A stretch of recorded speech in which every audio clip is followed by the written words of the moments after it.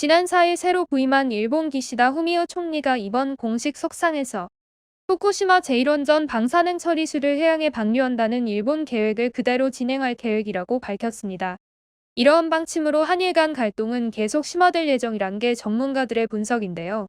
지난 7일 일본 현지 뉴스 NHK의 보도에 의하면 하기오다 고이치 일본 경제산업상은 스가 요시히데 전 내각 시절 정해진 후쿠시마 방사능 처리수의 해양 방출건에 대하여 안정성이나 근거 없는 소문으로 생기는 피해 우려가 있는 가운데 정해진 중대한 결단이었다.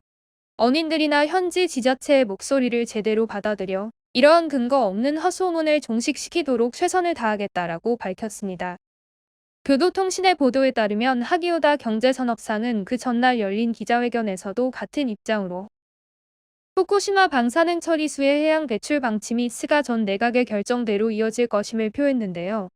그는 기자회견에서 오염수 배출과 관련 있는 정부 전체가 나서서 오염수 배출에 관한 이해 증진을 위해 노력하겠다. 이어서 일본의 방사능 처리수의 해양 배출 방침은 그대로 이어질 것이라고 설명했습니다. 이번 오염수 방류가 수년에 걸쳐 진행되고 지역에 관심이 높고 많은 사람의 이목이 끌린 만큼 방출 과정에 대해 세부적으로 단계를 나누어 안전성과 투명성을 중심으로 점거해 나갈 것이라고 했는데요. 과연 이것이 정상적으로 이루어질지는 의문이 들죠. 실제로 올해 9월 2일 오염수 정화 장치에 문제가 있었던 사실이 뒤늦게 밝혀지기도 했는데요. 일본 현지 뉴스 교도통신에 의하면 현지 시각 9월 2일 도쿄전력이 후쿠시마 원전 오염수의 방사성 물질을 걸러내는 제거 장치에서 배기 중 방사성 물질을 흡착하는 필터가 최소 10곳 이상 파손되어 정상적인 작동을 하지 않는다고 발표했다고 하는데요.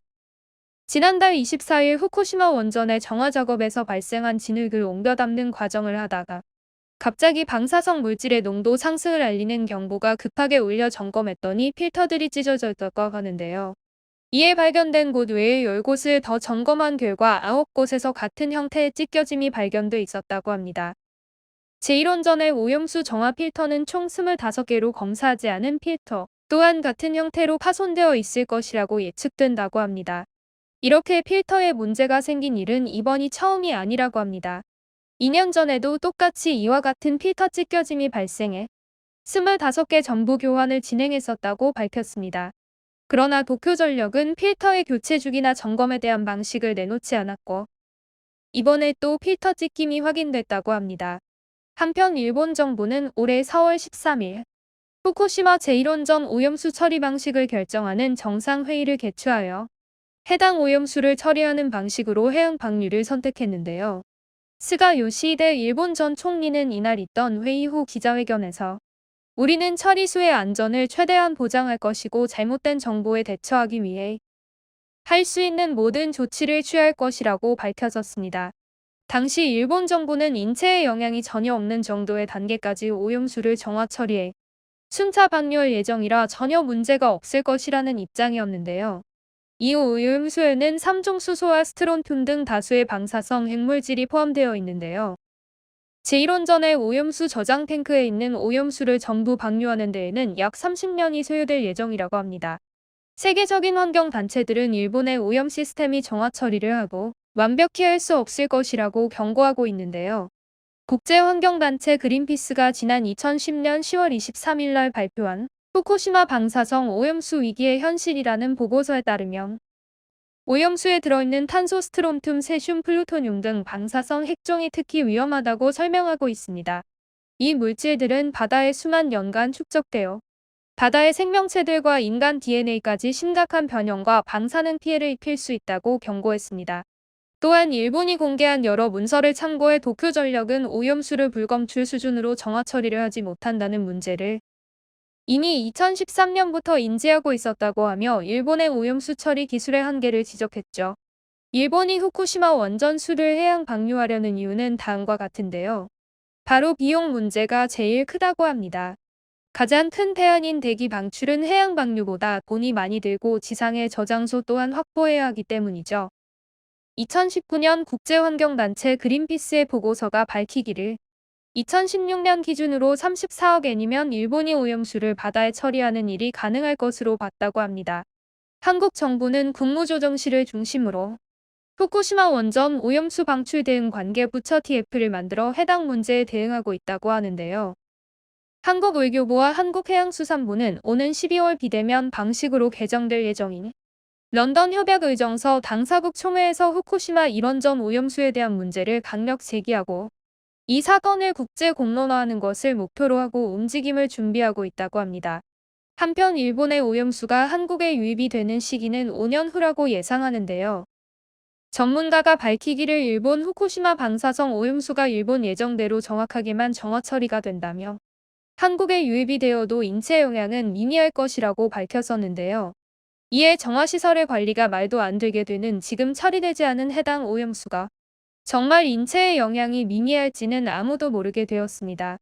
한편 이번 정화 필터 파손에 대해 도쿄전력이 밝히기를 주변의 방사선량의 상승이 아직까진 확인되지 않았으며 작업원이 방사성 물질에 오염된 것으로 확인된 것도 아니라고 설명했습니다. 또한 나머지 필터 14곳도 점검을 진행해 필터를 교환할 것이라는 방침을 발표했고 오염수를 해양 방류 계획은 정상적으로 진행할 것이라고 밝혔습니다. 또한 도쿄전력이 발표한 바에 따르면 11개를 조사하여 10개의 필터가 찢어져 있음에도 전혀 문제가 되지 않는다고 말하는데요. 이 발표를 과연 믿어야 할까요? 이번 사태에 대한 일본 누리꾼들의 반응입니다.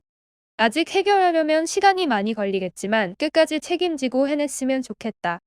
후쿠시마산에 대한 소문 피해 등은 어떨까 생각하는 반면 정부나 도쿄전력이 내는 정보에 전혀 신뢰가 가지 않는 것도 사실.